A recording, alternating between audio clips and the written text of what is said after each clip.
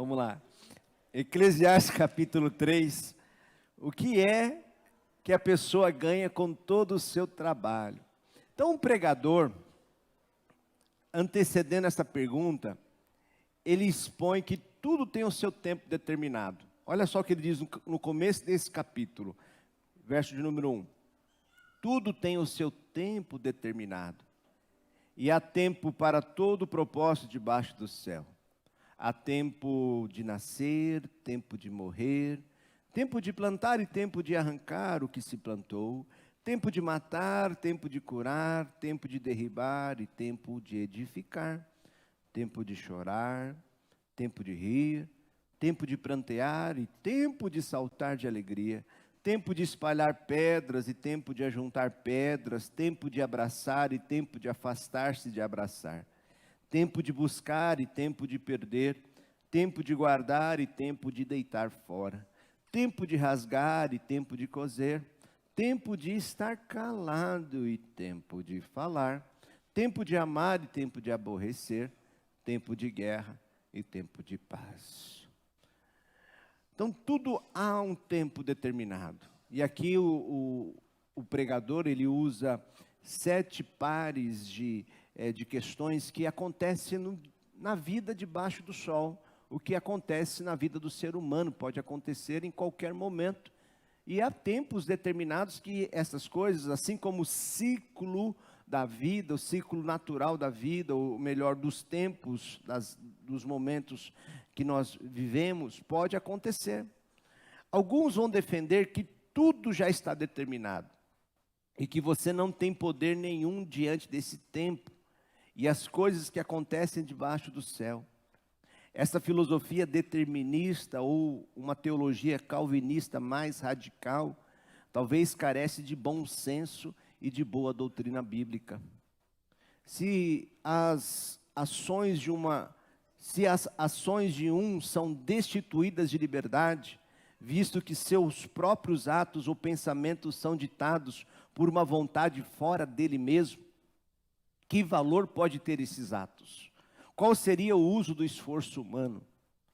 Jesus conta uma história para nos ensinar, ilustrar esse princípio, a parábola dos talentos, lá em Mateus 25, do 14 ao 30. Não vai dar tempo para a gente adentrar essa parábola, mas você deve lembrar o uso responsável dos talentos que o Senhor confiou a cada um de nós. Não é? Se nós fôssemos seguir esta filosofia determinista, não faria nenhum sentido o julgamento final daqueles homens, aqueles que multiplicaram ou aquele que foi infiel. Se nós não temos responsabilidade alguma com os nossos atos, com o nosso momento, com o tempo que nós vivemos, então não faria sentido nenhum esse tipo de parábola na Bíblia. É verdade que nem sempre fazendo o nosso melhor significa que você vai ter sucesso. Pode ser que talvez você faça o seu melhor, você procurou se esforçar no seu estudo, na sua profissão, você é um cara que tem 3 empregos, né? 3 empregos, né? Tá quase igual o pai do Cris, né? 3 empregos, mas mesmo assim, né, tem dificuldade muitas vezes de saldar as suas dívidas. Por que muitas vezes isso acontece? Eclesiastes capítulo 9 também nos ensina um outro princípio. Ele diz no verso 11: vi ainda debaixo do sol que não é dos ligeiros o prêmio, nem dos valentes a vitória, nem tampouco dos sábios o pão, nem ainda dos prudentes a riqueza, nem dos inteligentes o favor. Porém, vamos juntos? Porém, tudo depende do tempo e do acaso. Por mais que você corra, por mais que você se esforce, ainda poderá haver situações que nós estamos neste mundo, neste cosmo, diante da situação que nós vivemos, que talvez você não tenha a mesma oportunidade que uma outra pessoa tem a outra oportunidade. Às vezes uma porta se abre para uma outra pessoa que talvez não correu tanto quanto você, não se esforçou tanto quanto você, e isso acontece. né? Provavelmente você já viveu isso lá no seu trabalho. Quantas vezes você ficou chateado? Porque acontece. Sim ou não? E diz o verso 12: Pois o homem não sabe a sua hora, como os peixes que se apanham com a rede traiçoeira, e como os passarinhos que se prendam com laço, assim se enredam também os filhos dos homens, no tempo da calamidade, quando cai de repente sobre eles. Contudo, logo, melhor dizendo, né?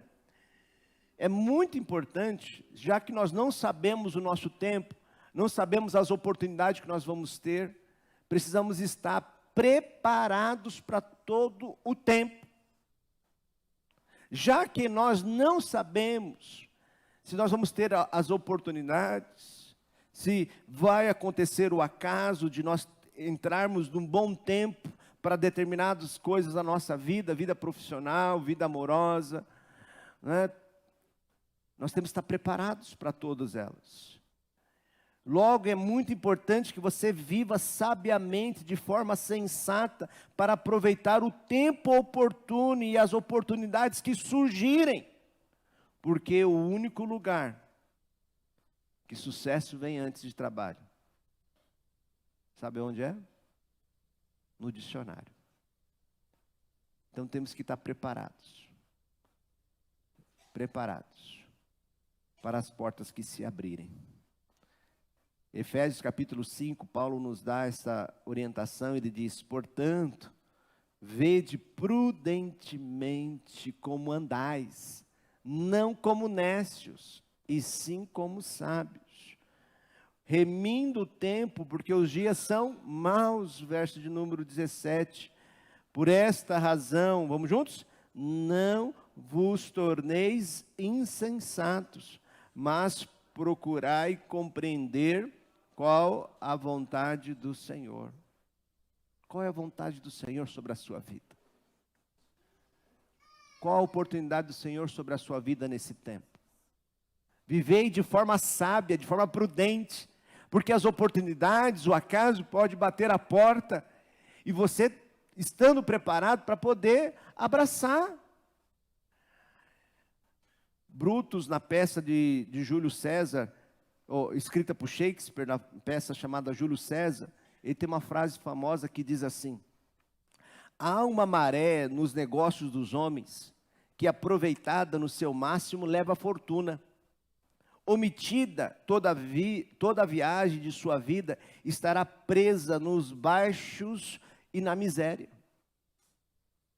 Então há momentos que a maré pode virar. E você tem que estar preparado. Davi, quando foi lutar com Golias, quantas pedras ele pegou? Quantas? Quantas pedras? Quantas pedras ele colocou no alforje dele? Quantas? 5 pedras. Quantas ele precisou para derrubar Golias? Mas se ele precisasse de 2, ele tinha? Se ele precisasse de 3, ele tinha? Se precisasse de 4, ele tinha? Está entendendo? Então não precisa remir o tempo, ser prudente. Nós não sabemos o nosso tempo. Então temos que estar preparados para todas as oportunidades possíveis daquilo que nós podemos alcançar. Temos que estar preparados. O pregador, então, pergunta, verso número 9: o que é que a pessoa ganha com todo o seu trabalho? O que é que a pessoa ganha com o seu trabalho? Ele vai trazer aqui 5 argumentos sobre o trabalho. Primeiro, verso 10, primeiro argumento: foi Deus que impôs o trabalho aos homens. Olha só o que ele diz: viu o trabalho que Deus impôs. Deus impôs aos filhos dos homens para com eles os afligir. Uau! Então, primeiro, o trabalho que foi imposto por quem?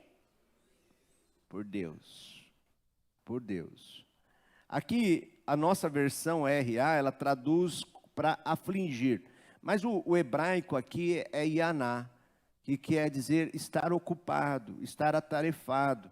Pode ser traduzido por afligir, oprimir, humilhar, ser oprimido, ser curvado. Mas a versão da nova linguagem de hoje, ela traduz, eu acho que de uma forma um pouco mais adequada, ele traduz o verso 10 assim: eu tenho visto, vamos juntos? Eu tenho visto todo o trabalho que Deus dá às pessoas para que fiquem. Então, o trabalho é para ocupação. Você não veio aqui para ficar desocupado. Não é? Então, primeiro, o trabalho vem de Deus. Você foi criado para trabalhar. Gênesis capítulo de número 2, mostra para nós, verso número 15, que quando Deus forma o homem, e Ele coloca o homem no jardim, para quê? Olha lá, para cultivar e o guardar. O homem não foi criado para ficar desocupado. O ser humano não foi criado para ficar desocupado. Você só cumpre o seu propósito da sua criação quando você está ocupado trabalhando. Deus não quer desocupado na sua obra. Não tem espaço, Deus não te criou para ficar desocupado. E pessoas desocupadas ficam deprimidas, ficam angustiadas, né? Pessoas ficam enfermas, os ossos começam a enfraquecer, o corpo começa, o físico começa a ficar frágil. Por quê? Você foi criado para trabalhar. Só que, conforme o pecado entrou no mundo, o trabalho se tornou penoso. Não era para ser tão penoso como é hoje. Gênesis capítulo 3, verso 19, mostra que após o pecado, o Senhor então traz o juízo, a ira de Deus sobre a humanidade por causa do pecado. Diz assim: no suor do rosto comerás o teu pão. Então, o trabalho se tornou uma aflição, porque para você ganhar o seu pão, como vocês falaram aqui, a maioria disse assim: o trabalho serve para a gente ter o nosso ordenado. Não, não é só isso. O trabalho faz parte daquilo, por que nós fomos criados. Para que nós fomos criados. Contudo, é a partir dele que nós ganhamos o nosso pão. E como? É fácil trabalhar? Você vai levantar amanhã cedo, 5 horas da manhã. Alguns de vocês já... 4 horas? Misericórdia. Olha aí. Então, após o pecado, o trabalho se tornou uma aflição. Se tornou penoso. E não é só o trabalho fora de casa. Tem irmãs aqui, passam o dia inteiro arrumando, limpando, cuidando, não é? Então... Segunda argumento dele, vamos para o verso 11, senão não vai dar tempo. Verso 11, segundo argumento dele. Então, o primeiro argumento é que o trabalho, foi Deus que impôs o trabalho aos homens. Segundo argumento, verso número 11. Tudo, vamos juntos? Tudo fez Deus formoso no seu devido tempo. Também pôs a eternidade no coração do homem, sem que este possa descobrir as obras que Deus fez desde o princípio até o fim. Segundo argumento sobre o trabalho. Tudo fez Deus formoso.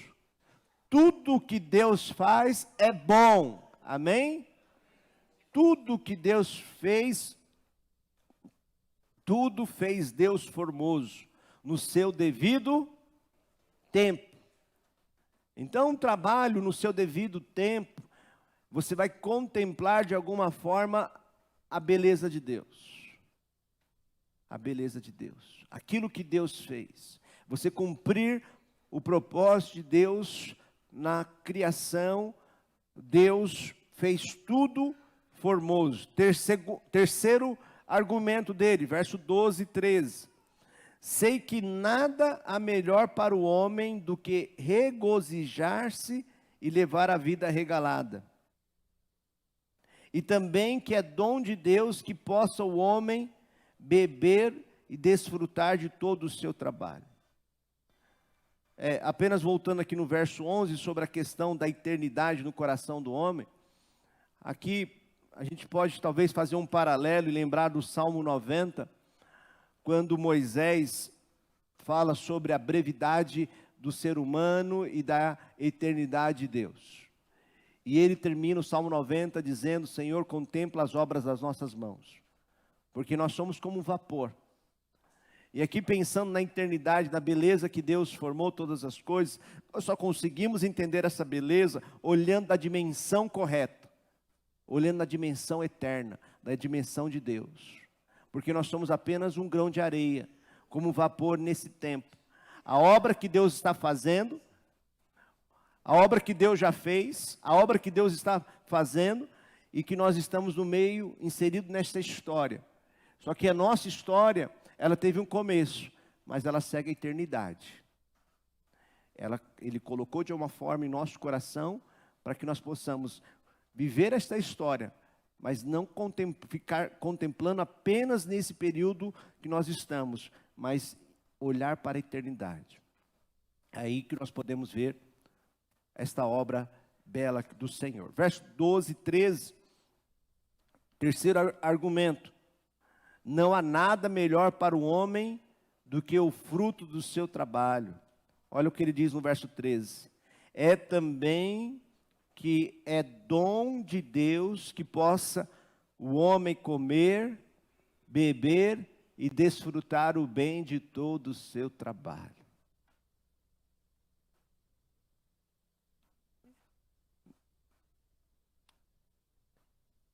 Então precisamos aprender a desfrutar, a celebrar, a nos alegrar no fruto do nosso trabalho. Tem pessoas que estão guardando, aguardando, acumulando, mas não desfrutam da bênção do seu trabalho.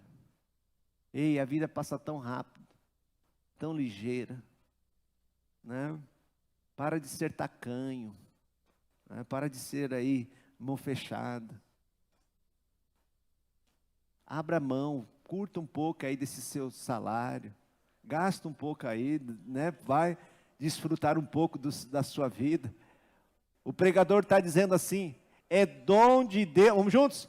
É dom de Deus que possa o homem comer, beber e desfrutar o bem. Amém? É dom de Deus. É dom de Deus.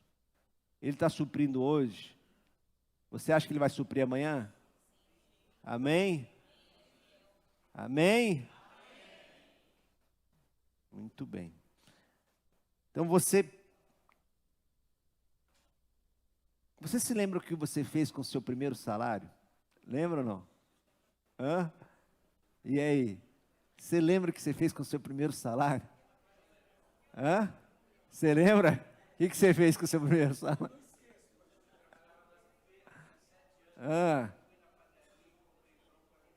Olha aí. Foi bom ou não foi? Ó, é dom de Deus?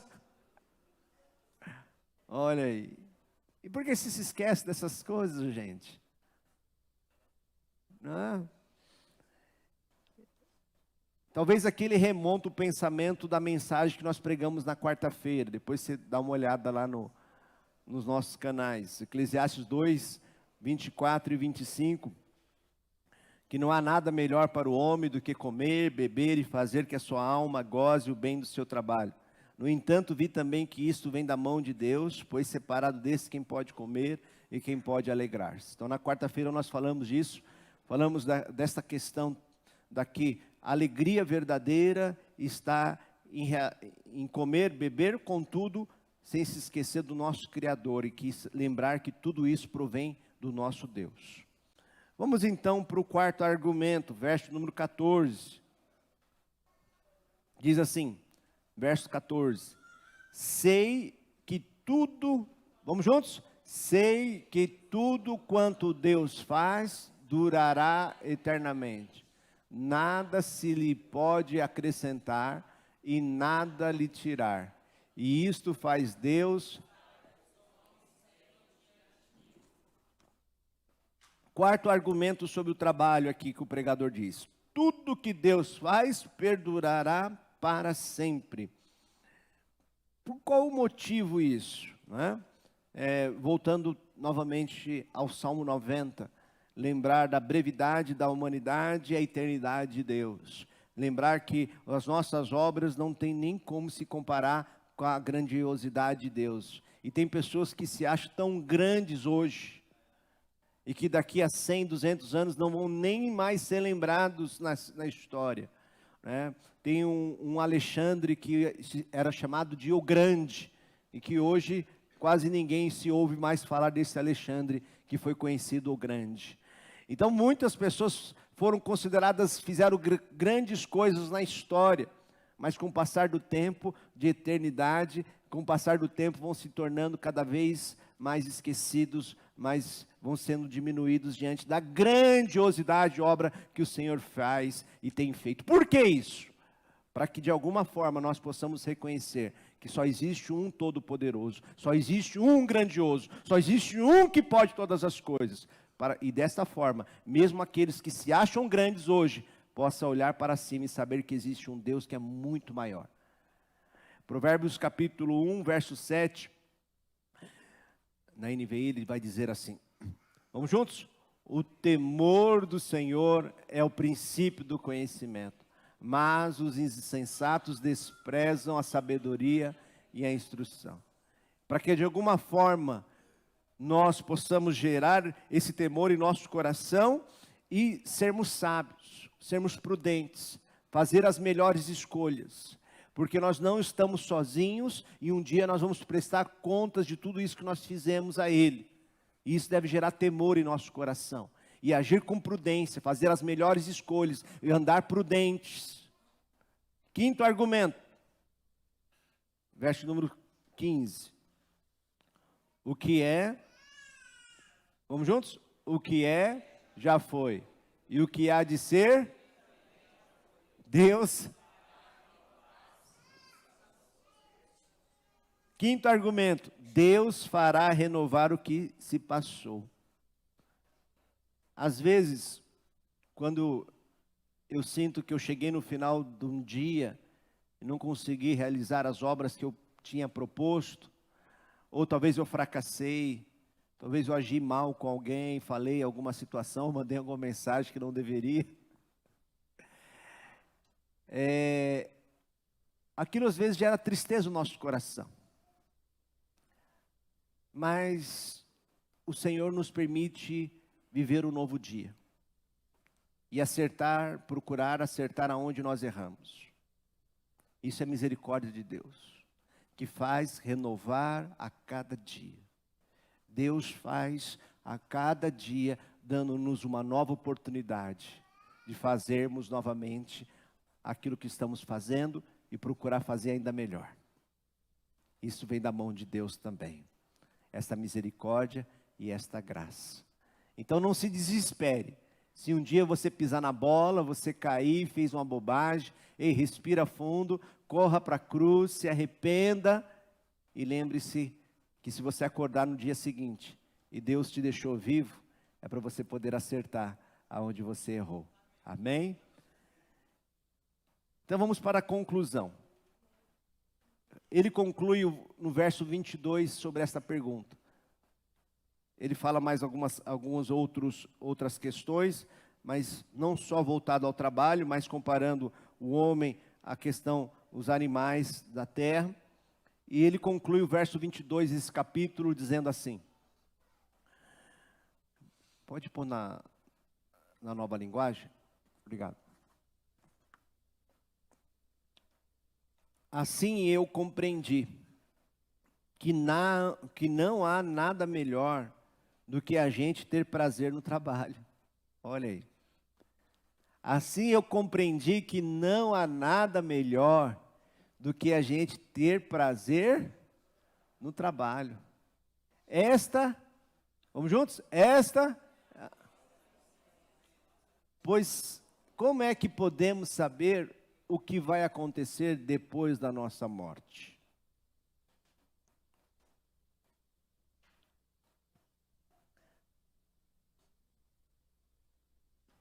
Talvez você chegou aqui pensando em desistir de tudo, pois não encontra prazer, alegria no que você faz. Porque a pior coisa é quando você tem que chegar num dia e se levantar para ir para um lugar que você não tem prazer de estar ali. É a pior coisa você passar a vida inteira fazendo aquilo que você detesta. E não deve ser assim. Já pensou se você chegar amanhã, acordar cedo para ir trabalhar num lugar que você sabe que você só vai ter dor, vai ter só sofrimento? Não deve ser assim. É difícil, vamos ter suor, vamos ter lutas, sim. Mas não deve deixar de ser prazeroso. Não deve deixar a alegria. Assim eu compreendi que não há nada melhor do que a gente ter prazer. No quê?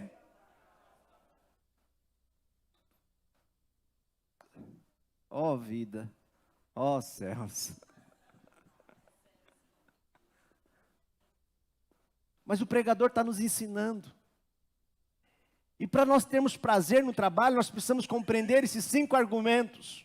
Qual que nós acabamos de falar? Primeiro, você não vai trabalhar apenas pela comida que você vai adquirir ou pelo salário que você vai receber.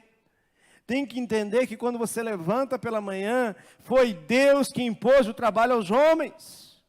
Você foi criado para o trabalho. Você está cumprindo com o seu propósito. Se nós olharmos apenas com a dimensão humana, debaixo dos céus, a questão do trabalho, sua vida vai ser muito triste, vai ser angustiante, vai ser penoso você levantar pela manhã.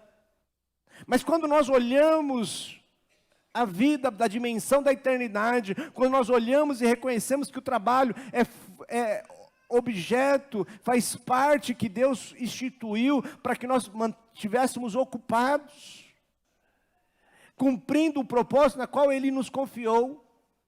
Então quando você vai pisar naquele trabalho, você não vai apenas atender o seu chefe, vai atender aqueles clientes, você não vai apenas apertar aquele parafuso, você não vai apenas dar aquele remédio, você não vai apenas fazer esta obra, esta ação momentânea, porque tudo que você está fazendo, você está cumprindo um propósito, mesmo numa dimensão terrena, momentânea, mas sabendo que você está ali cumprindo com um propósito do seu Criador. Isso muda a vida. Isso muda a forma de nós enxergarmos aquilo que nós fazemos. Segundo, tudo fez Deus formoso no seu tempo. Então é o tempo na qual você está vivendo. Talvez não teve o acaso, a oportunidade, mas continue, não pare, se aperfeiçoe, seja pronto, pare.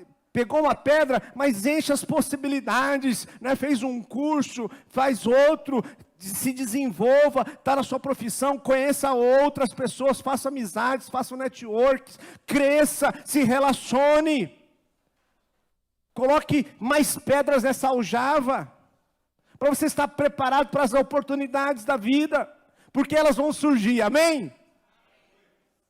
Talvez essa semana. Não há nada melhor para o homem do que o fruto do seu trabalho. Tudo que Deus faz perdurará para sempre, e Deus fará renovar o que se passou.